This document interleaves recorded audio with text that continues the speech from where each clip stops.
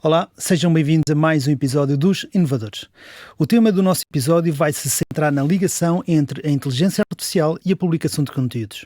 Vamos ver como é possível, hoje em dia, com o apoio de ferramentas de inteligência artificial, automatizar a seleção e publicação dos melhores momentos de determinados conteúdos.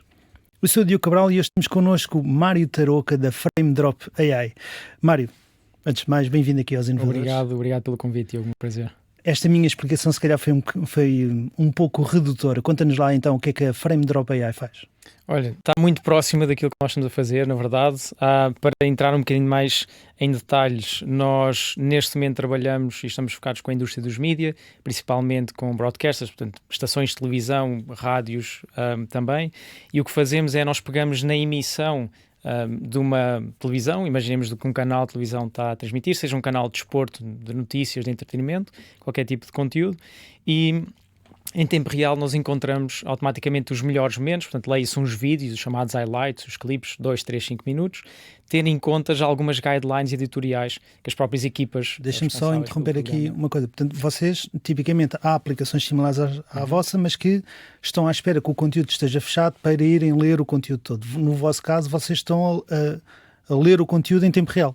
Nós trabalhamos as duas formas. Okay. Na verdade, temos os dois use cases dos nossos clientes, ou ligamos, lá está diretamente o streaming, o canal que está a passar ou na rádio ou na televisão e consumimos isso em tempo real e, portanto, conseguimos ser muito mais ágeis e rápidos para o conteúdo estar disponível depois às suas audiências, ou então temos também o use case de alguém que cria um documentário, um episódio de uma telenovela ou alguma entrevista, que quer, por exemplo, fazer um teasing antes de ir live, mas já tem esse conteúdo editado, pode importar na nossa aplicação, seja 30 minutos, 60 minutos, a duração do episódio, e nós depois também fazemos o mesmo trabalho de encontrar estes melhores momentos e criar outro tipo de conteúdos. O que é que nós aqui nos diferenciamos de outras plataformas? É o facto de nós temos esta customização na criação para cada programa. Portanto, nós hoje para cada programa, seja de rádio ou televisão, o que nós criamos é, lá está com as tais guidelines das equipas que estão por trás, nós definimos, de forma simplificando aqui, nós definimos o que é um highlight. Portanto, sei lá, numa entrevista nós queremos encontrar algum tipo de pergunta, resposta, factos, alguma coisa polémica que vá trazer algum tipo de visualização depois nas redes sociais, no website. Ou então no desporto, no jogo de futebol, queremos ver um cartão vermelho, uma falta, um golo, portanto lances polémicos. E, portanto, quando nós codificamos e trabalhamos estes algoritmos, depois encontramos esses momentos, esses vídeos, e daí depois nós criamos outras coisas, como por exemplo um artigo com um título, um subtítulo, um corpo, já seguindo novamente as guidelines editoriais, portanto o tone of voice, não é? O tom editorial daquele programa e daquele canal. Se queres uma linguagem mais informal ou mais formal? Mais formal, mais informal, mais brincalhona, mais séria. Por exemplo, claramente a parte das notícias é muito mais factual, enquanto que a parte de entretenimento já pode ter algum tipo de opinião, mas lá está, depois depende se é um jornalista que está a assinar ou se é um editor de texto, de vídeo, depois depende também qual é o target. Muitas vezes o mesmo conteúdo pode ter um tipo de tom se é na aplicação, publicado na aplicação ou no website, ou se é nas redes sociais. Depois, dependendo da rede social, também pode ter um tom diferente. Portanto, há estas alterações e modificações todas que nós fazemos, mas que aqui claramente a nossa diferenciação de outras plataformas é que nós fazemos a priori esta codificação e esta personalização dos algoritmos para quando depois nós criamos os vídeos, os artigos e outros materiais, já estar muito mais customizado nos objetivos que são pretendidos. Sim, porque para quem não conhece como é que a inteligência artificial funciona, tipicamente tu vais ensinando a inteligência artificial o que é que são momentos-chave ou momentos importantes de um determinado conteúdo, e quando tu queres fazer um one size fits all, ou seja, uma solução que dá para todos, analisar o que é um momento importante do jogo de futebol é completamente diferente de analisar um momento importante de um programa de conversa, um debate ou um podcast igual a este. Esse é o ponto. Como é que vocês estão a ensinar então a vossa software para aprender estas diferenças e estas nuances? Certo, nós utilizamos várias técnicas, portanto, dividimos aqui em várias fases, é uma pipeline de processamento aqui complexa, mas tentando simplificar, nós analisamos várias dimensões, por exemplo, de um vídeo, em que nós analisamos a própria imagem e na imagem fazemos a análise das próprias pessoas e do que está a rodear, fazemos a análise dos oráculos, dos próprios banners e utilizamos uma técnica chamada OCR, Optical Character Recognition, que transformamos aquilo que é uma imagem em texto algo consumível, depois reconhecemos texto, não é? Portanto, se está lá um nome, alguma informação, nós utilizamos isso também. Depois fazemos chamados speech to text, portanto, transformamos o áudio em texto e, portanto, tudo o que está a ser dito, fazemos a transcrição e analisamos também. Portanto, os picos de áudio, por exemplo, se há choros, gritos, gargalhadas, tudo isso são pontos de informação e depois muitas outras fontes do próprio vídeo até externas, por exemplo, num evento esportivo pode haver outra fonte externa que nos dê mais pontos de informação. Mas pronto, juntamos isso tudo e depois isso dá-nos várias informações, como é que nós depois podemos... Mas vocês estão a ensinar coisas diferentes, ou seja...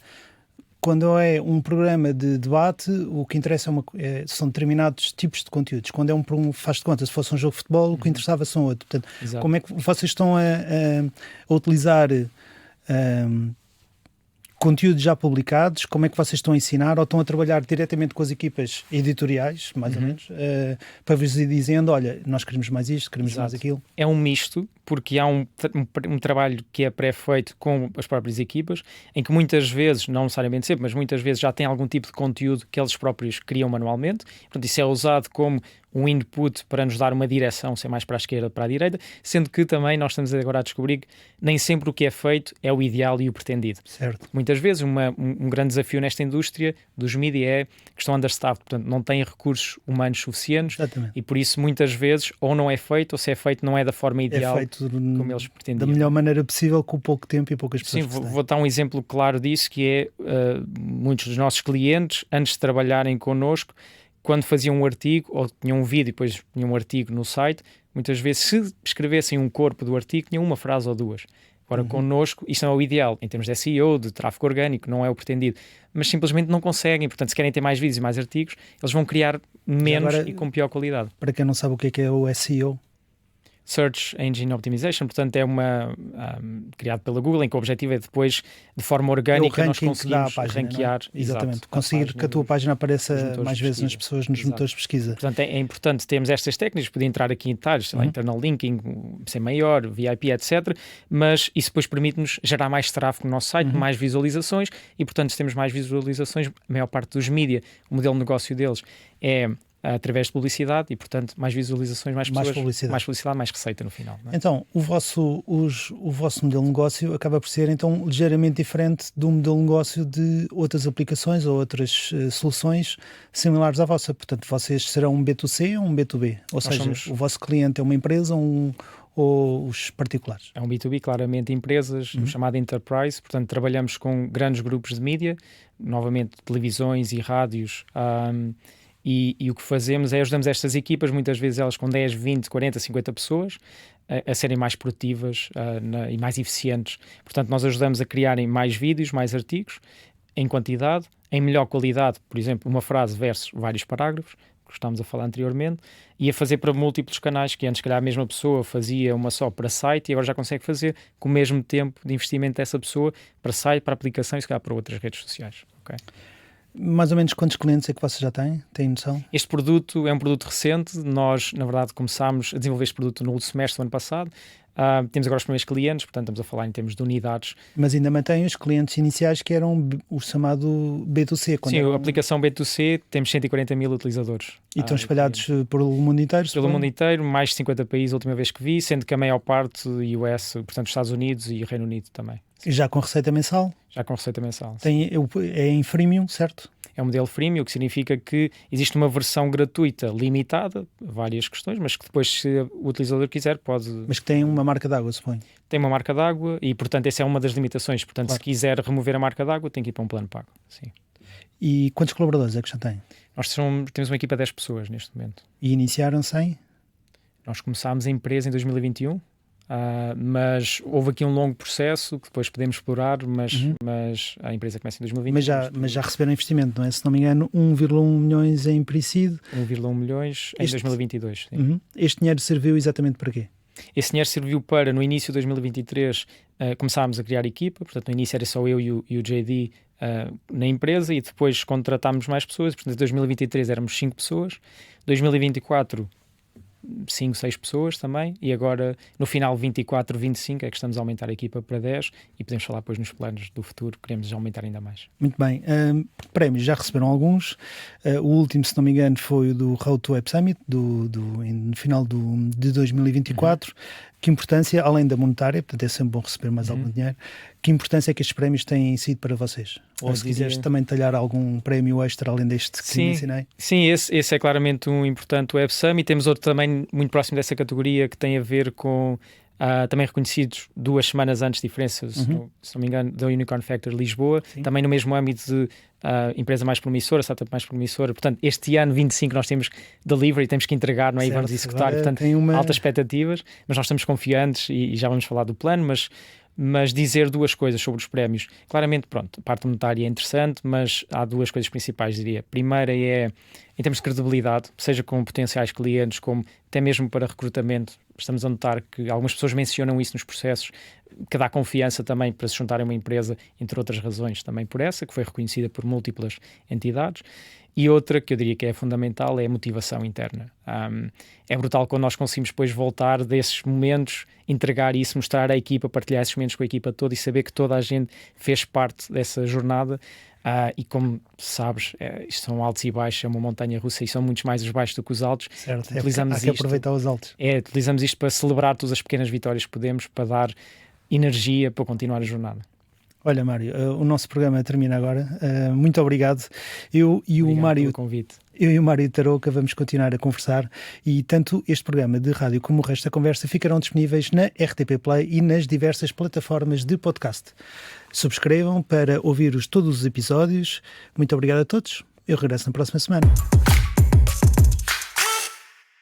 Mário, agora segunda parte, já só estamos em versão podcast, já não há programa de rádio, portanto já estamos à vontade. Conta-nos lá, isto, como tu disseste, já começou há uns anos, mas na realidade vocês não começaram com esta ideia, vocês andaram a pivotear, ou seja, andaram a mudar aqui de um pouco de conceito ao longo do tempo e é muito engraçado conhecer a vossa história e conhecer o vosso percurso.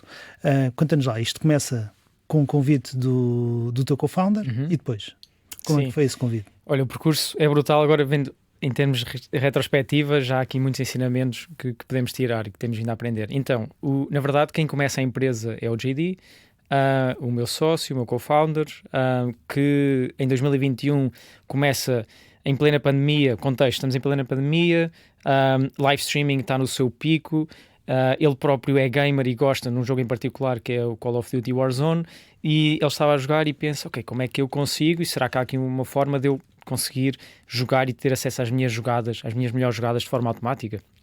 Portanto, para quem não conhece o jogo, é um jogo de first person shooter, portanto de guerra, se quiseres, em que o objetivo é eliminar os oponentes e, portanto, ali um highlight é 2, 3 oponentes em 1, 2, 3 segundos que tu eliminas. Pronto.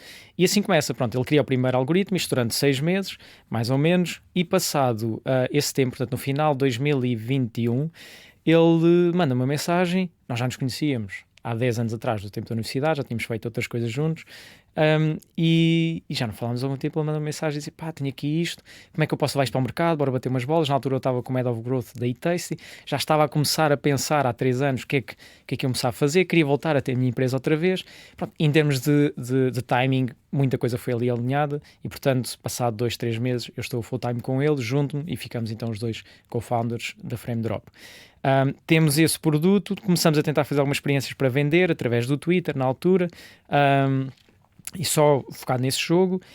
7 meses, isto a partir de maio, entre maio até novembro, durante um período de 7 meses, nós estamos, então decidimos, ok, vamos levantar dinheiro, precisamos aqui de uma injeção para conseguir crescer a equipa, ter os recursos suficientes para aumentar, e tivemos este longo processo de 7 meses, depois também podemos explorar se quiseres, mas ao final desse ano, portanto novembro de 2022, fechamos então a ronda de 1,1 milhões de euros, com a Índico, a Schilling, o Banco Português de Fomento e outros parceiros. Início de 2023, ok, temos dinheiro, temos recursos, objetivo, sermos, e na altura o nosso objetivo, o plano de negócios era, esses 1,1 milhões, era de reter tudo, portanto, investir tudo nesse mesmo ano, em 12 meses, ok? Portanto, runway de 12 meses. De runway de 12 meses, okay. Exato. Mas iam reter o dinheiro em quê? em equipa, em produto, em marketing, muito marketing, para conseguirmos levar a solução para o mercado à Zap, não é? Pronto, o sonho de chegarmos aos streamers, e para nós era óbvio que nós tínhamos uma ferramenta que cortava, quer dizer, o contexto, os streamers, que estávamos no pico, streamers que passam 5, 10, 20 horas na Twitch, que de vários dias por semana, que depois têm que fazer repurpose do seu conteúdo todo no TikTok, no Reels, no YouTube, para conseguir levar as pessoas para a comunidade do Twitch, para conseguirem monetizar e ganhar dinheiro. Eles recebem dinheiro se as pessoas assistirem às lives. Assistirem, pronto, há todo esse mecanismo. E, portanto, era a forma, ainda hoje é, deles captarem mais pessoas para as lives, é distribuírem esse conteúdo, bocadinhos do conteúdo. Mostrar os melhores momentos dos tiros ou do jogo que estão a jogar. Exatamente. E trazer as pessoas para dentro da Twitch. Captar de vários canais, para ali para a live. E nas várias comunidades. E para nós era óbvio, na altura, parecia óbvio, era óbvio, não conseguimos conceber de outra forma, como é que alguém que passa já 10, 20 horas todos os dias, ou 5 ou 6 dias por semana, numa live stream, e que depois não vai ter que fazer esse trabalho de edição, pós-edição, de cortar os melhores momentos. Portanto, já não tem tempo, quer dizer, tem que ter tempo para dormir, para comer, e portanto era óbvio que uma ferramenta de 10, 20, 30 dólares por mês, eles iam estar dispostos a pagar. Pronto, conclusão. Tivemos o ano 2023 a tentar vender essa ferramenta, depois aumentámos o nosso catálogo de jogos, aumentámos o número de jogos, também para aumentar o nosso addressable market, não é? O nosso pois, mais uma vez, vocês têm que ensinar o software a aprender o que é que são os melhores momentos para cada um dos tipos de conteúdos. Exato, portanto, para cada jogo tem um determinado conceito, outro tipo de jogo, futebol ou o que seja, tem outro tipo de conceito do que é o melhor momento. Sim, por isso, e mesmo o próprio jogo de tiros terá outra interface visual que será de outra forma e tem outras técnicas. Portanto, cada jogo tem a sua tem a sua parte técnica, não é? Portanto, havia esse desafio, mas pronto, fomos aumentando o nosso catálogo de jogos, e portanto, o que acontece? Nós começamos a falar com os streamers, tentamos perceber, tentar vender 10, 20, 30 dólares, aquilo não estava a sair, a conversão não estava nos níveis que nós, quer dizer, íamos vendendo, mas a conversão não estava lá que nós queríamos. Depois começámos a perceber, ok, quem é que são estes streamers? São mais de 75% deles menos de 25 anos de idade. Lá está, muito por causa dessa razão, não dão valor ao seu tempo, ou melhor, acham que o seu tempo é mais barato do que pagar uma ferramenta de 10, 20, 30 dólares e, portanto, estão dispostos a investir mais 2, 3, 4, 5 horas, têm imensa energia para ainda fazer esse trabalho extra do que pagar. E percebemos que, basicamente, eles só investiam no seu setup, não é? Um bom microfone, um bom computador, uma boa câmara, um bom rato, teclado, pronto. E a partir daí, tudo que seja software era freemium, free, pronto. Open source. E, por exemplo, o OBS, que é uma das ferramentas mais utilizadas para streaming, é gratuito e é open source, pronto. E, portanto, ok, então nós percebemos... Na realidade é o que eles estão habituados, não é? Ao fim e ao cabo. Exato. E, portanto, passado 3, 6 meses, nós começamos aqui um processo, olhando agora para trás, em retrospectiva, de múltiplos pivots. Portanto, a cada 3 meses, 6 meses, nós íamos testando com o mesmo produto, a mesma core value proposition, targets diferentes. Então nós tentámos vender inicialmente aos streamers, que nos parecia óbvio, pelas razões que já mencionei, ok, não é por aqui. Então vamos calhar aos fãs dos streamers. Okay, se os fãs dos streamers são aqueles que injetam dinheiro no mercado para os streamers, então se calhar aqui uma forma nós entramos e se calhar eles estão dispostos, os fãs, a fazer sponsor destes clipes e serem patronos, portanto numa lógica de patrono, ok. Por várias razões não conseguimos, agora, nós fizemos... Só aqui um detalhe, foi nesta altura, quando vocês começaram a tentar que os fãs utilizassem o vosso software, foi nessa altura que eu comecei a ouvir falar da Frame Drop. Ok. Portanto, se calhar foi também que nós começamos é aí que nós começamos a fazer parcerias com criadores de conteúdo, os tais streamers, para eles começarem a falar sobre nós e terem o seu referral code nas live streams. Nós começamos a ter algumas automações também nos chats e começamos a ir aos chats e a falar. Portanto, foi muito marketing de comunidade. Tínhamos o nosso canal Discord, o nosso server Discord e, portanto, tentámos ir muito por aí. Depois, o que é que chegámos à conclusão? Ou isto não era algo que não fazia sentido, ou os próprios streamers não conseguiam explicar o produto nas live streams deles. Nós estávamos a ver e eles não sabiam explicar o produto e nós pensamos, uma coisa que está aqui mal, porque se eles não sabem explicar algo que lhes faz ganhar dinheiro e os fãs depois não vêm cá, tipo, não estava. Aquilo era uma partilha de receita, certo? Era uma partilha de receita, exatamente. Portanto, os fãs é que criavam os teasers, mas depois havia uma partilha de receita do... Depois eles estavam bloqueados e depois para desbloquearem havia um split de receita para a maior parte ia para o criador de conteúdo e depois outra parte ficava por nós, era o nosso modelo de negócio, e depois os fãs, quantos mais desbloqueassem, depois ficavam habilitados a prémios e a ficar, lá está, a ganhar estrelas e badges e toda esta parte de gamification, que é muito importante naquelas redes, nas comunidades, por exemplo, a maior parte dos moderadores destes streamers não ganham nada, ganham visibilidade, estatuto e uns badges lá e podem meter no chat com uma cor diferente, é assim, pronto, tem um badgezinho antes, pronto. uma coroa dourada em vez de prateada, pronto. E portanto, nós fomos também com essa ideia de gamification e ali à volta, ok, não deu, portanto, streamers não dá, fãs não dá, ok, quem é que mete aqui mais dinheiro no mercado? Marcas, e aí é forte, aí tipo, ok, publicidade. Então as marcas, fomos e tentámos vender também às marcas, tentámos vender às eSports Organization, portanto às organizações deles, aos torneios que iam, por várias razões todos eles, não conseguimos vingar aí. O que é que estava a acontecer? Isto o ano 2023 foi isto, portanto, a cada 3 meses nós criámos um produto diferente, com um posicionamento diferente. E iterando ali, tentando novas soluções. Enquanto aumentámos o nosso catálogo de jogos e foi isto um bocadinho no nosso 2023. O que é que acontece enquanto isto paralelamente está a acontecer? A cada semana nós tínhamos pessoas que nos vinham perguntar: pai, para quando vocês podcast? E para quando vocês fazem highlights em podcast? E aí começam a surgir as primeiras ferramentas que falávamos em off, que se focavam não na parte de gaming, mas podcast, né? Num episódio de 30 minutos ou 60 minutos como este, podemos automaticamente encontrar os melhores momentos, clipar e meter nas redes sociais para novamente atrair mais pessoas, crescer a comunidade. E nós sempre, podcast, ok. Então, no final do ano de 2023, decidimos fazer um hackathon interno, juntámos a equipa toda, pessoal de tech, sales, toda a gente contribuiu no escritório para, durante uma semana, no final dessa semana, nós tínhamos o primeiro algoritmo, um draft, um rascunho, do que vinha a ser, passado um mês, o primeiro algoritmo para o que nós chamamos de Talking Content.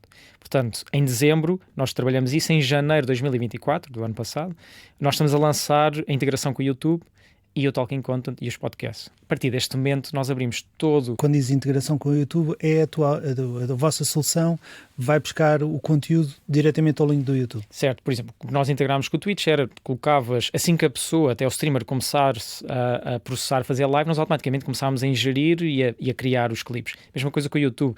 Em vez de fazeres download e upload do vídeo, metias o URL e nós fazíamos isso por ti no back-end e portanto começámos logo a processar automaticamente. Portanto, um vídeo de 1 hora, em 3, 5 minutos, tinhas os clipes todos feitos. Isto era uma proposta de valor brutal, não é? Certo. O que acontece? Nós começamos então, isso em 2024, janeiro, a integramos com o YouTube. De repente, em menos de 30 dias, nós temos o Twitch passa a representar 20% dos nossos vídeos e o YouTube 80%.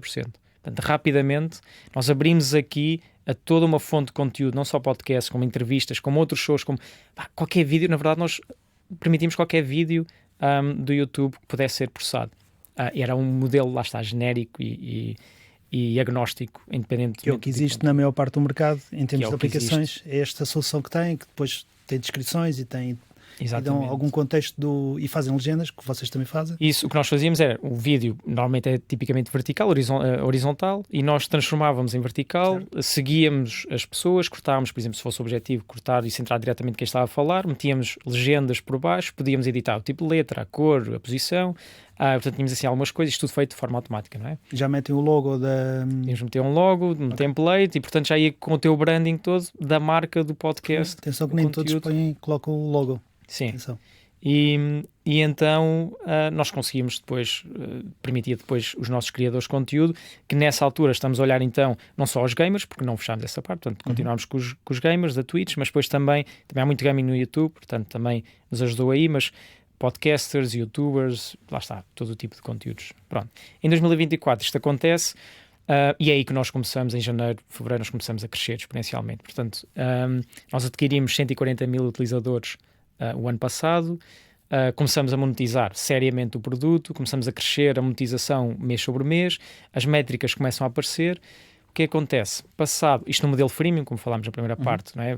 Acesso a uma parte primeiro gratuita e depois se quiserem desbloquear algumas features para uma parte paga, e o que nós começamos a perceber é que,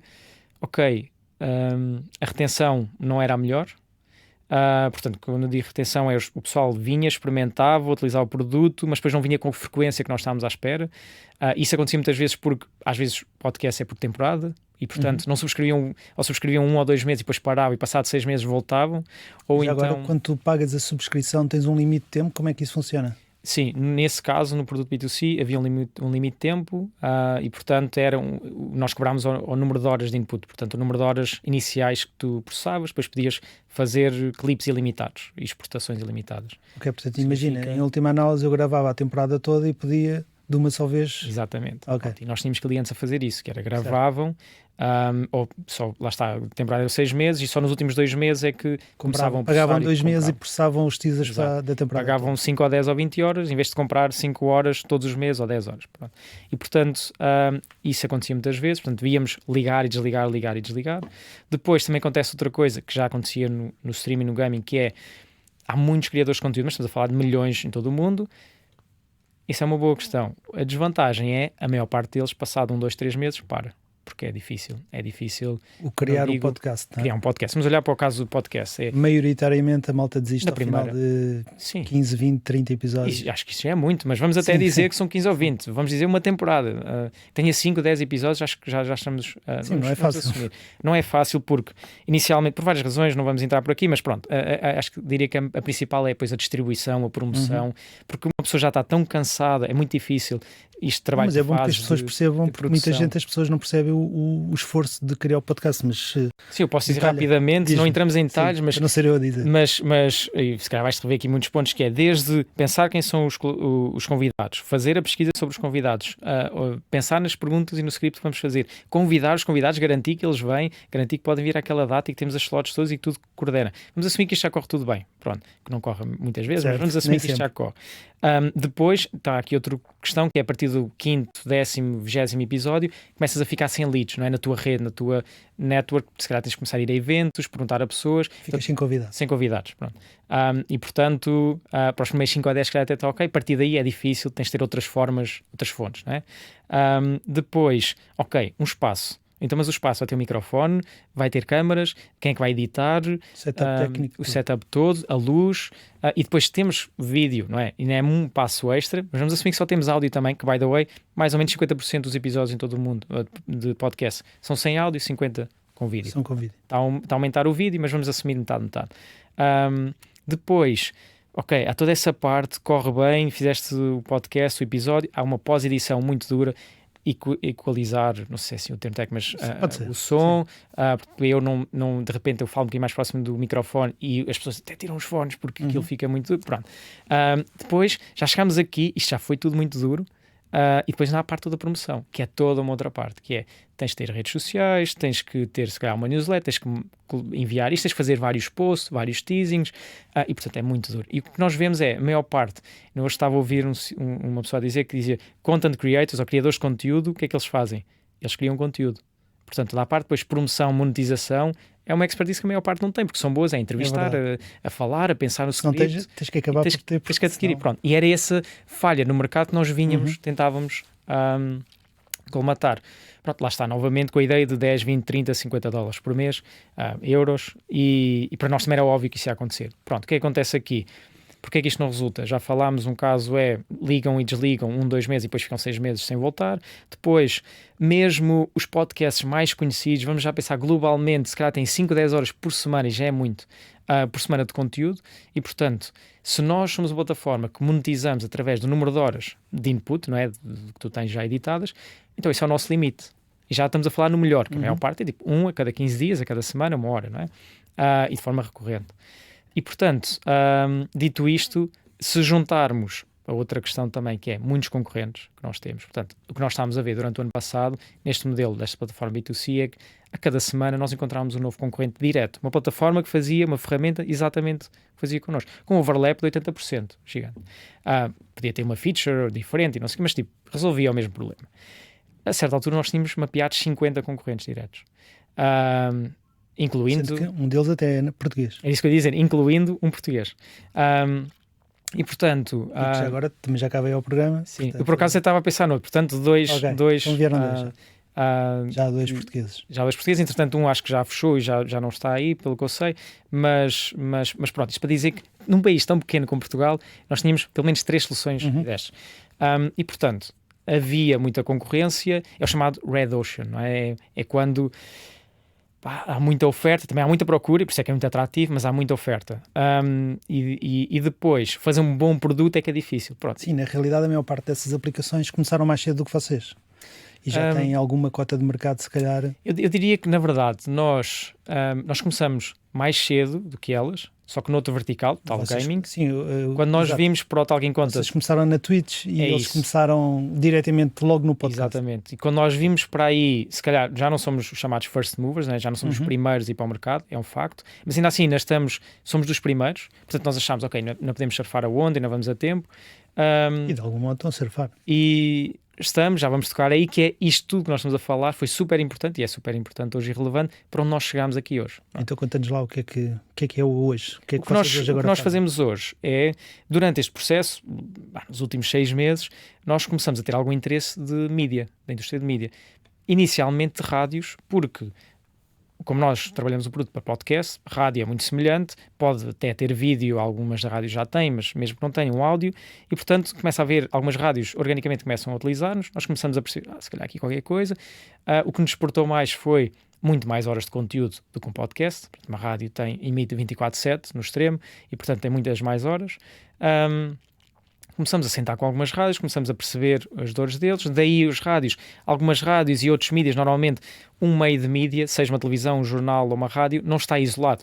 Acontece, mas muitas vezes faz parte de um grupo, não é? Portanto, nós começamos a ver, ok, não só aquele meio único tem 24/7 horas, não é? Muitas horas, do que um podcast, como se calhar conseguimos sinergias ir a outras marcas de programas, do grupo, tem uma série de distribuições. E, portanto, conseguimos fazer leverage disso. São chamadas sinergias de rede, não é? Que nós conseguimos depois melhorar aí e capitalizar. E, portanto, começamos a olhar para esse mercado. Paralelamente, entramos numa testbed, num consórcio europeu focado em Portugal, que basicamente junta os grandes grupos de mídia em Portugal e outras empresas, tipo nós, com soluções inovadoras para a indústria.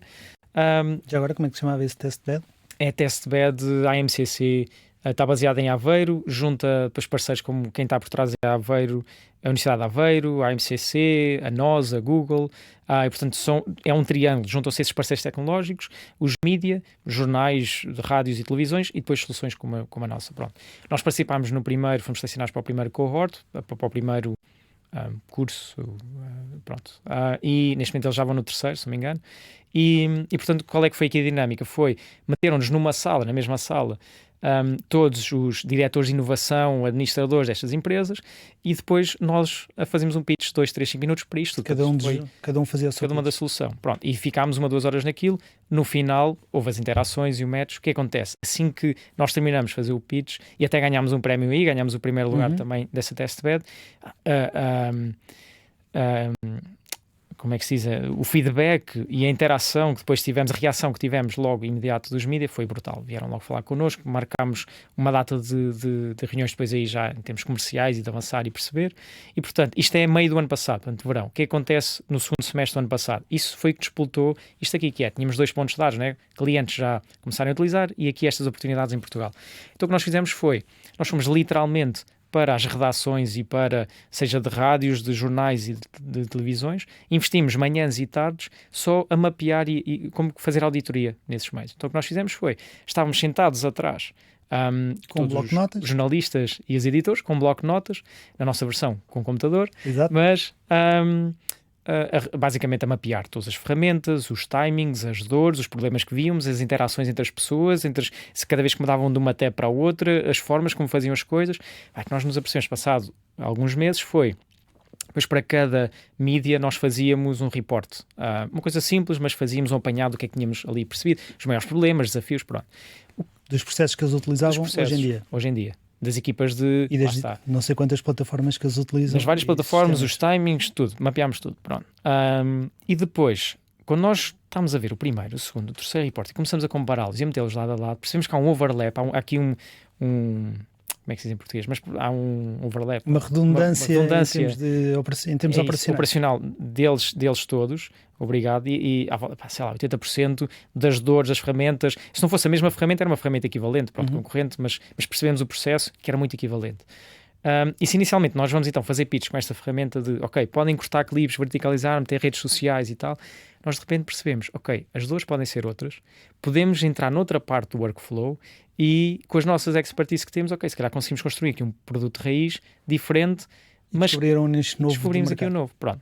E é aí que no final do ano passado, então começamos a ter estas conversas para fazer as primeiras POCs, portanto, Proof of Concept, né, as provas de conceito, E no início deste ano já temos agora vários pilotos a avançar, já inclusivamente fechámos contratos anuais, e o que estamos a ver, o feedback, posso entrar em algumas métricas, mas o feedback é brutal. Nós começamos com 1 ou 2 programas e a reação é, ok, vamos para o terceiro, para o quarto, para o quinto, e na verdade o bottleneck, o problema está neste momento do nosso lado, que é, nós não temos uma equipa suficientemente grande e já os processos ágeis de forma a conseguir...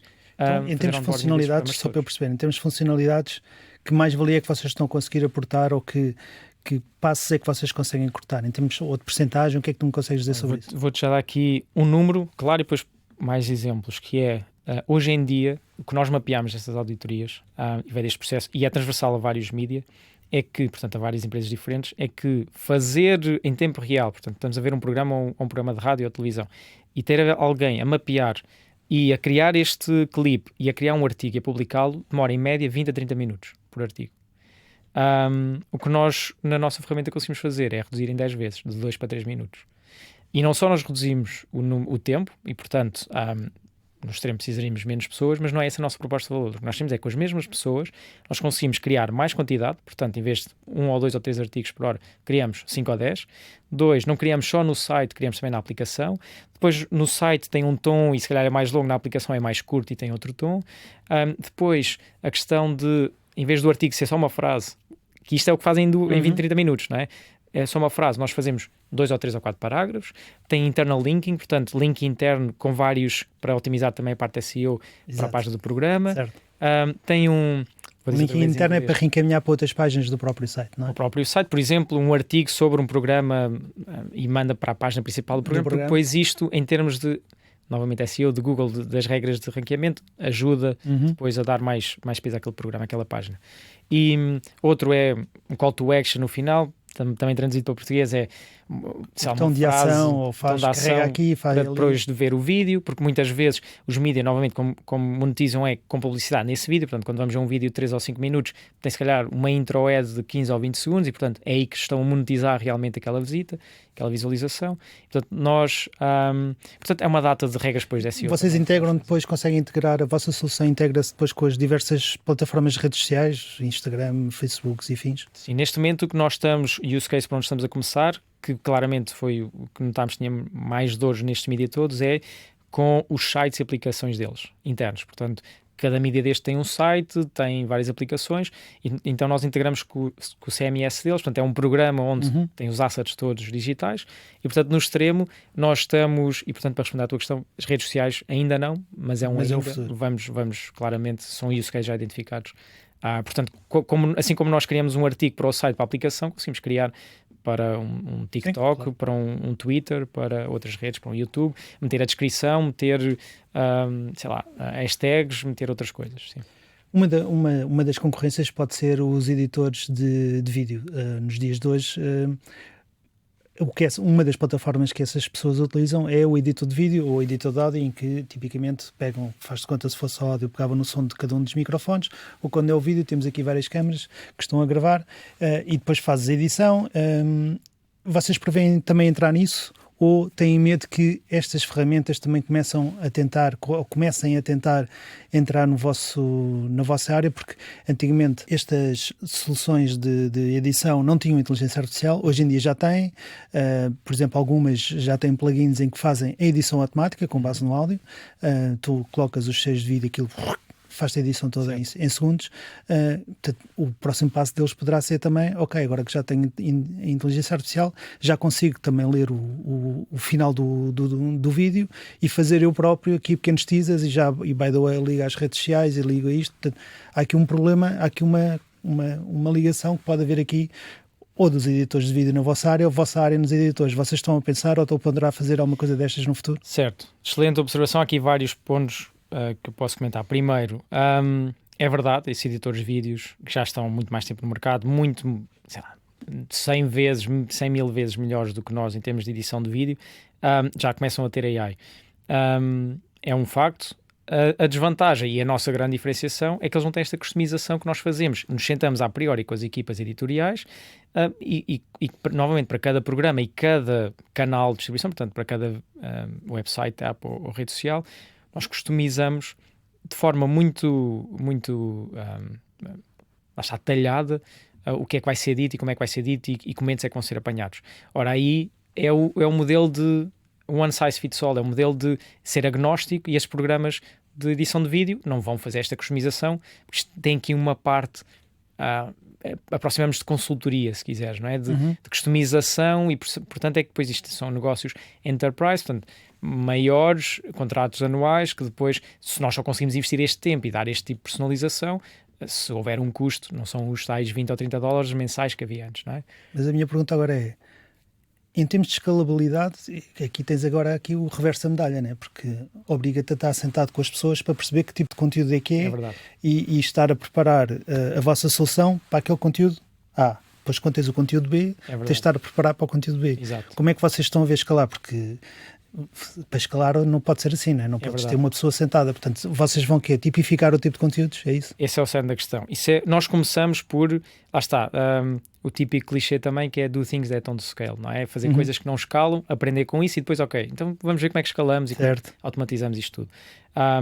Sim, nós estamos na fase em que estamos ainda a fazer muita customização, daí eu dizer consultoria, mas nós não somos uma consultora de todo, nem nos queremos posicionar como isso. Nós, claramente, o nosso target é ser escalável, mas acreditamos que temos que passar por este caminho para perceber como criar esse produto de várias vertentes de forma escalável. O que já começamos a pensar e já começamos a desenhar com alguns clientes porque esse problema já está a acontecer, as grelhas de programação dos canais mudam com muita frequência e eles têm novos programas com frequência, só que há muitos que a linha de editorial é muito parecida uns com os outros. Então nós estamos a começar a perceber que há aqui potenciais clustering, ou vamos generalizar isto, provavelmente vamos mais detalhado, mas vamos generalizar. Podemos criar um para informação, podemos criar outro para desporto, mas depois criar dentro do desporto há cada desporto por si. Podemos fazer isto para programas de reality show, podemos fazer isto para telenovelas, e estes tipos têm coisas diferentes. Por exemplo, o que é preciso numa telenovela? É perceber um enredo, perceber como é que estas personagens se interligam entre elas, que uma é irmã da outra, e, portanto, mapear esta árvore genealógica, se quiseres, que num programa de tipo reality show também isso é importante, perceber como é que elas interagem entre elas, mas num programa de notícias não é necessário. Ali o que é? Cortar a peça, e aí utilizamos outra tecnologia para cortar a peça do início ao fim, e depois ter os comentadores, perceber quem são os comentadores e saber não necessariamente como é que eles relacionam entre eles, mas quem é que eles são e ter algum background, se é o primeiro-ministro de um determinado país, se é um deputado saber quem é a pessoa. Saber a pessoa e ter contexto externo também ajuda a depois percebermos o que é mais relevante, não é? Porque as afirmações que vão ser ditas estão dentro de um contexto atual da atualidade. Então, no futuro, já agora um vertical que vocês podem ter é ligarem-se a histórico ao arquivo das diversas empresas. Portanto, está no vosso roadmap, é isso? Sim. Só comentar outra coisa antes ainda, que eu me esqueci sobre a parte de escalabilidade, hoje ainda é tudo feito do nosso lado e, portanto, isto demora algum tempo, e daí eu dizer que o bottleneck está ainda no onboarding cada novo show, mas o que nós queremos é cada vez mais produtizar para escalar isto e dar muitas opções desta customização ao próprio cliente, ok? Mas para isso nós temos que entender e passar por essas dores para depois conseguirmos produtizar. Sobre a tua questão do arquivo, sem dúvida, nós já estamos a desenvolver algumas técnicas hoje que para a criação de clipes em tempo real já são precisas, mas, por exemplo, a parte de pesquisa no arquivo. Nós ouvimos muitas vezes, é uma dor também que foi identificado em vários meios, quando fizemos estas auditorias, se quiseres, que é... existem equipas, não sei se as pessoas têm noção disto, mas, por exemplo, em televisões existem, nas rádios também diria, mas mais em televisões, os chamados B-rolls, não é? Para encher uma peça com imagens. Por exemplo, estamos a falar sobre a Assembleia da República. E não interessa muito bem se é a Assembleia, mas queremos uma manifestação na Assembleia. Pronto. Existem equipas dentro destes meios de comunicação, com várias pessoas, em que o único trabalho que eles fazem é ir ao arquivo e encontrar 5 segundos de uma manifestação, independentemente de qual ela seja, em frente à Assembleia da República. Pronto. Claro. E, portanto, se nós conseguimos dar a ferramenta, e muitas vezes o que acontece é se dão-lhe tipo 3 horas para encontrar isso, dão-lhe 1 hora, porque a peça tem que ir para o ar daqui a bocado. Portanto, nós conseguimos criar uma solução com inteligência artificial para mapear não só que aquilo é uma manifestação, não só que está na Assembleia da República, mas que os tons são de azuis, porque está a aparecer muito céu, ou porque há muitos gritos. E acontece também outra coisa, que é isto, nós temos acesso a estas imagens, 5 segundos que foi para o ar, mas as televisões, no caso, têm muitos, e as rádios também, muitas coisas off. E, portanto, quando um cameraman está na rua, só aparece 1 ou 2 minutos de imagens. São os brutos. São os brutos, exatamente. Que é de repente para fazer aquele 1 ou 2 minutos ele tem 30 minutos ou 60 minutos de gravação. E isso não é aproveitado. É aproveitado nesses arquivos. Ora, nós conseguimos consumir isso tudo e perceber o que é que está a acontecer. E muitas vezes é só uma imagem que está a passar e eles contam com a câmara a ir de um lado para o outro, que continua ligada e estão a ser apanhadas coisas que depois podem ser interessantes. Portanto, sim, há esse use case. Agora, nós não começámos por aí por uma razão, que é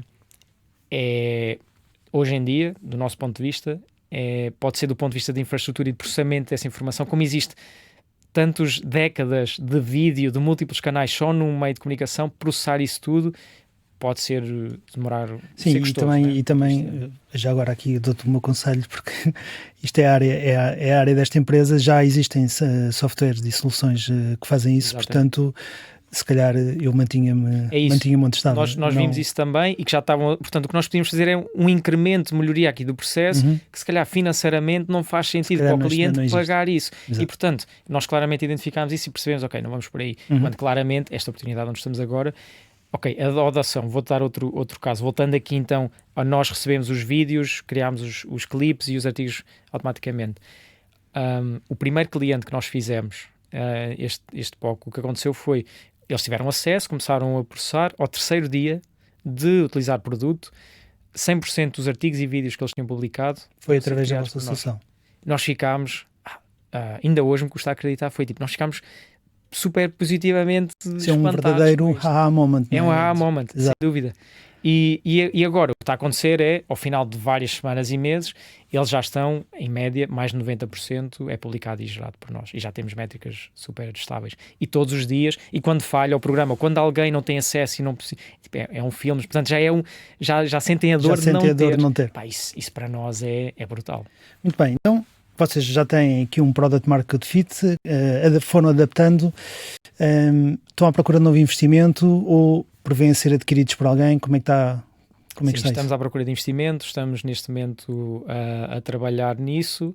O objetivo é fechar uma ronda este ano, precisamente para escalarmos a equipa. Ainda em 2025? Ainda em 2025, sim, é o nosso objetivo e vai acontecer. Percurso profissional, tu tiveste um percurso engraçado, na realidade és o meu segundo convidado que teve no mundo da restauração, das apps de restauração, portanto eu faço aqui só um pequeno resumo porque tu já contaste a tua história em diversos podcasts, portanto vamos só aqui resumir um pouco. Tu tiras o curso de gestão em Coimbra, participas num projeto muito engraçado que é o Junior Empresas. Eu na realidade não conhecia, tive que ir pesquisar para perceber o que isso é, chegaste a ser presidente, portanto, basicamente são estudantes a criar uma empresa e venderem serviços dessa empresa. Com 21 anos vais para Bruxelas e és o presidente da... Não, desculpa, não eras o presidente. Era diretor. Exatamente. Estavas nos Public Affairs e da parte financeira e tesouraria. Andavas sempre de um lado para o outro em voos e a representar, ao fim e ao cabo eras a cara desse Junior Empresas, portanto, versão global. Sim. Depois em 2015 vais para a Landing Jobs, tens ali um percurso nos Açores momentâneo, voltas, entras no mundo da Airbnb, és um host de Airbnbs, crias o teu primeiro projeto como empresa, não o Airbnb, que é o Breakfast, um bocado na derivação desse teu projeto de Airbnb, e depois mais tarde vais para a Eat Tasty. Portanto, daí eu estar a dizer que estás na área da restauração. Paralelamente, agora há pouco tempo criaste também um curso de automação, portanto és na realidade um homem das mil e uma facetas. Ao longo desta tua vida, que exemplos do que é que correu mal é que tu conseguiste aprender? Porque normalmente as pessoas só falam do lado positivo. Diz-me aqui uma coisa que tenhas aprendido que tenha corrido mal. Sim, olha, eu obrigado pelo resumo também. Acho que é a primeira vez que tenho alguém a resumir e a rever-me a mim próprio agora. Obrigado. Foi um bom exercício. Fiz um bocadinho de frame drop agora aqui. Sim. Frame drop AI, fiz o resumo da tua vida. Preciso-me entrar em cada ponto, mas eu vou tentar responder a tua questão. Pronto. Olha, eu fiz um exercício. Lá está. Acho que o distanciamento permite-nos depois já não estar tão emocionalmente attached, né, próximos e agarrados a essa ideia. Eu posso dizer, por exemplo, com a Breakfast, eu demorei 1 ano para fechar. Portanto, vendi a empresa à Itace, é assim que eu vou, mas não entrando em detalhes, a empresa tinha que ser fechada e eu demorei 1 ano para fechar a empresa porque estava emocionalmente muito agarrado. Ligado. Tinha sido o meu primeiro bebê e portanto, pronto. Que by the way, em Portugal paga-se tanto para abrir como para fechar uma empresa. Pronto. Não era a questão disso, mas era mesmo porque emocionalmente gostava, era um passo que não queria admitir. Pronto. Mas isto para dizer que só provavelmente passado esse ano, meio ano, 6, 12 meses de eu efetivamente parar as operações da Breadfast, é que eu tive distanciamento emocional para conseguir perceber como é que correu bem e o que é que correu mal. Eu lembro que na altura até escrevi uma data de pontos, e um deles que hoje não trago comigo e que sou, como é que se diz, hoje faço muito push disso, se calhar por essa experiência que tive no passado na Frame Drop, é a questão do foco. Eu, como tu disseste, a Breadfast vem de... E, portanto, o meu erro aqui, para responder à tua questão, foi desfoco. Vou explicar. O que nos leva, se calhar, ao tema do arquivo. Ao fim e ao cabo, se vocês se metessem no arquivo, estavam a desfocar um bocadinho. Exatamente. E nós, neste momento, nós queremos ser... Bem, podia entrar na Frame Drop também como é que desfocámos, e agora toda a equipa está alinhada do foco, mas eu vou explicar a Breadfast. O que acontece é, como tu disseste, a Breadfast surge numa necessidade que eu identifico nos turistas que vinham aos meus alojamentos locais, estavam espalhados pela cidade de Lisboa, os meus apartamentos, e portanto eles pediam um pequeno almoço, e ok, comecei inicialmente por fazer uma solução com pastelarias de bairro, a coisa não correu muito bem, depois vi soluções, já havia uma outra de entrega de pequenos almoços, não gostei das soluções, ok, vou criar a minha própria empresa, pronto. E é assim que surge a Breadfast, dessa necessidade. O que acontece? Eu começo com os pequenos almoços de alojamentos locais, e isto significa que estou muito focado no cliente, a quem vendo, a minha mensagem, o tipo de pequeno almoço. De repente, já não sei a ordem, mas vou dizer, de repente a Uber Eats, que já existia em Lisboa, decide lançar brunches e pequenos almoços, porque antes, quando eu começo, só tinha o partido do almoço, portanto, começam a entregar mais cedo e fazem-nos approach para nós sermos um dos primeiros parceiros para começarmos. E eu disse, isto é uma oportunidade importante, detalhe, porque é que eu disse que isto é uma oportunidade importante e buscar cada euro importava. Porque eu era, mais do que ser solo founder, portanto era o único sócio. 2, era uma empresa bootstrapped, o que significava que eu não tinha capital externo, era todo o capital que eu precisava de investir, era meu. Portanto, cada euro, na minha ótica ali, era super importante e era relevante. E portanto, a minha ótica na altura era fazer vendas era super importante, para depois aumentar a equipa, crescer, pronto. E portanto eu disse, então já tenho os produtos, já tenho a equipa, já tenho tudo mais, vou fazer pequenos almoços, brunches. O que é que isto significa? Muito rápido. Começámos a ter mais operações ao fim de semana, que antes já tínhamos, 7 dias por semana, mas começámos a ter que ter... novos horários? Novos horários, também aí, que é o pequeno almoço dos turistas, eles comem muito cedo porque querem sair, portanto nós entregamos pequenos almoços entre 7, 8, máximo 9 da manhã, e os brunches é 9 da manhã para a frente, portanto 9, 10, 11, 12, portanto de repente os recursos humanos ficam mais tempo. O que à primeira vista até parece bem, portanto tu aproveitas, portanto isto foi o que eu pensei. Se à primeira vista... Então se eu tenho aqui uma cozinha que só estou a utilizar 1/3 do dia, vou rentabilizar este ativo que aqui tenho, e vou rentabilizar as pessoas, e vou rentabilizar os SKUs, não é? as referências que já tenho, portanto a comida, as bebidas que tenho. Então, o que é que acontece? Rapidamente começo a perceber que preciso de packaging diferente, preciso de comidas diferentes e bebidas, porque o produto de pequeno almoço para turista é diferente dos brunches, a forma como ele é embalado é diferente, pronto. Mas ainda assim, ok, bora, vamos, isto é importante, eu preciso de... Depois, de repente, precisava de... Não, era... e depois tinha a vantagem também na minha cabeça que é, ok, eles vêm cá buscar, eu não tenho grande trabalho, não tenho que ter a parte dos estafetas, portanto, os estafetas só estavam connosco na parte do short rental, né, dos Airbnbs mais de manhã, e portanto, ok. Portanto, pareceu-me tudo lógico na altura. Enquanto isto está a acontecer, aparece outra oportunidade, que é B2B, começamos a ir para empresas, então eu tinha empresas grandes em Lisboa, que todas as semanas, por exemplo, tinham reuniões à segunda-feira com 20, 30 pessoas, reuniões de equipa no escritório na altura, e eu ia lá, o pequeno almoço era powered by breakfast na altura, e portanto a empresa pagava-me diretamente, e isso para mim era fixe, reduzia o custo do pequeno almoço, mas vendia logo 20 ou 30 de uma vez, vezes já em empresas, e aquilo era segurado todas as semanas. Novamente, economias de escala, ok, adoro o conceito, investi imenso packaging à partida, porque isto vai ser um negócio brutal, pronto, investi imensos ativos que ficaram lá parados, ainda hoje tenho coisas, o pessoal goza comigo, os meus amigos, porque ainda hoje tenho coisas da Breadfast, pronto. Isso é outro erro, que é, fiz muito investimento para conseguir ter margens maiores, reduzir o preço de custo do material, desconto de quantidade, erro grande, não estava validado, pronto. Já não se chegasse, ainda vamos para caterings. Então, de repente, eu começo, tivemos uma situação em que nós fizemos um hackathon. Portanto, já tinhas almoços e jantares. Jantares, sopas, de repente eu compro richôs. 24 sobre 24. Sabes, quase. Tipo richôs para manter a comida quente e as sopas quentes que nós fazíamos e depois levávamos para o sítio. Fiz caldo verdes com chouriço, é completamente diferente onde nós tínhamos começado. Porquê? Porque cada euro na minha cabeça aquilo era preciso. Pronto, resumindo, completamente desfocado. Depois não havia as tais sinergias de rede, porque a empresa que me compra o pequeno almoço não é que está no alojamento local, depois muitos pontos de contacto. Pronto, podíamos explorar aqui uma equipa de 7 pessoas no pico, portanto 4, 5, 6 pessoas, e portanto claramente eu vejo hoje um dos erros que eu tive aí foi desfoco. O outro foi não tirar férias. Tipo, eu tive 2 anos sem tirar férias. Eu costumo brincar que os turistas não tiram férias, portanto nós temos que lá estar, não param. Esse é o grande problema quando se trabalha nessa área. Eu percebi que tu trabalhas quando toda a gente se está a divertir. Tu trabalhas no fim de ano, trabalhas nas festas de anos, ao jantar, e é muito cansativo, é duro. Entrávamos muito cedo. Ainda para mais como solo founder, portanto não tinhas mais ninguém para... Eu depois tive ali uma pessoa que me ajudou, foi com um braço direito, mas ainda assim, tipo, era muito duro. Eu depois entrando aqui na parte pessoal, isto teve outras repercussões, que foi, eu eu sou da Covilhã, e portanto 2h30, 3 horas de Lisboa, de carro.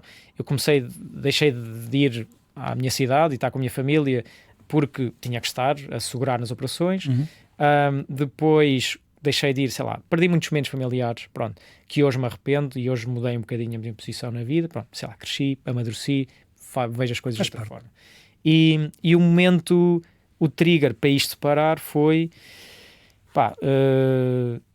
estou a ouvir da BTL, se não me engano, para o escritório, portanto isto no fim de semana, Bolsa de Turismo Lisboa, estávamos lá também, porque eu ia depois a todas, fim de semana, eventos, eu queria mostrar awareness, estar em todos os podcasts, em todas as notícias. Para mim na altura a métrica de sucesso era aparecer e awareness, era tipo isso, que hoje também tem uma métrica de sucesso diferente, tipo não é, vendas, os clientes estarem contentes, retenção, a equipa estar bem fisicamente, saúde, pronto. Sendo que a awareness é importante e íamos mostrando, mas pronto, acho que sou mais equilibrado. Pronto, e para resumir, tenho um acidente de moto, apaguei, acordo, portanto, o meu corpo desligou, foi um acidente, fui transportado vários metros, tive um acidente, fui ao hospital, fiquei umas horas imóvel sem saber, tipo, se tinha alguma coisa partida ou não, porque é protocolo de fazer os exames, e passou-me tudo pela frente, pela cabeça, tipo, o que é que eu estou a fazer, tipo, isso foi o wake-up call, e eu acho que hoje, eu agradeço ter acontecido isso, porque foi tipo ali um bocado, e tive um anjo que me veio, e me ajudou, tipo, a repensar a vida e a parar um bocadinho. Pronto. E é aí que depois, paralelamente a isto, a ITC aparece. O Rui, que tinha sido um dos meus primeiros clientes 2 anos antes, depois no programa de aceleração foi meu mentor, portanto, tinha proximidade com um dos co-founders da ITC, diz, olha, fala lá com o outro, que é o Orlando, uma conversa que era meia hora, ficamos 1 ou 2 horas, e a coisa deu-se, e começámos depois a perceber como é que fazíamos a coisa acontecer. Muito bem, olha, terminamos o nosso programa. Eu agora tenho aqui umas pequenas perguntas que depois nós fazemos em modo teaser e aproveitamos para as redes sociais. A primeira pergunta é, e peço-te respostas rápidas, de 1 minuto no máximo. Quem é a pessoa que mais te inspira?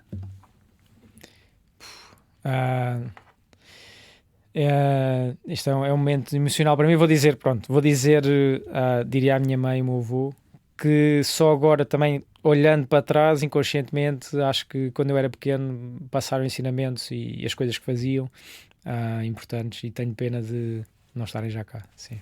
Quando é que percebeste que a Frame Drop AI ia ter sucesso? Eu acho que desde o primeiro dia do GD temos que acreditar que vai ter sucesso, e senão... Sim, mas qual foi aquele momento? Foi aquele que falámos há pouco? Acho que sim, acho que foi finalmente nós percebemos agora. Acho que houve um ano passado que foi quando começamos a crescer brutalmente, a monetizar e a ter muitos clientes, mas este agora é claro que é... Estamos a ter um impacto em pessoas realmente na vida delas, na produção, na qualidade gigante, e alguém está disposto a pagar por isso, e nós acreditamos 100% que é por aqui. 10 milhões de euros de investimento ou 100 novos clientes? Depende do valor dos clientes, mas neste momento estamos em B2B, eu diria clientes, sem dúvida. O investimento, só para dar uma nota, o investimento é um meio para atingir o fim. O fim são os clientes. Claro. Portanto, eu escolho os clientes. Qual foi a pior asneira que já cometeste ao longo da tua carreira? Eu diria que foi este desfoco e ser tentador de ir buscar cada euro, mas focar é super importante. E onde é que vês a Frame Drop AI daqui a 5 anos? Nós vamos para a Lua, nós vamos crescer. Claramente, Portugal é um testbed para nós vamos começar já a expansão para os Estados Unidos, para o Reino Unido, e queremos ser uns líderes globais nesta solução. Portanto, vai ser brutal, estamos super motivados com esta jornada que estamos a construir. Mário, olha, temos de terminar o nosso podcast, já durou muito mais do que era suposto durar. Mais uma vez, obrigado por teres vindo aqui ao programa, foi um prazer ouvir a tua história e partilhares aqui as vossas experiências e os vossos pivots. Muito sucesso para vocês. Obrigado pelo convite também, foi um prazer. Eu fico aqui deste lado aqui a torcer por vocês também. Obrigado. Para quem nos esteve a ver ou a ouvir, muito obrigado também. Já sabem, sigam-nos nas redes sociais e nas plataformas de podcast. Muito obrigado a todos. Eu regresso na próxima semana.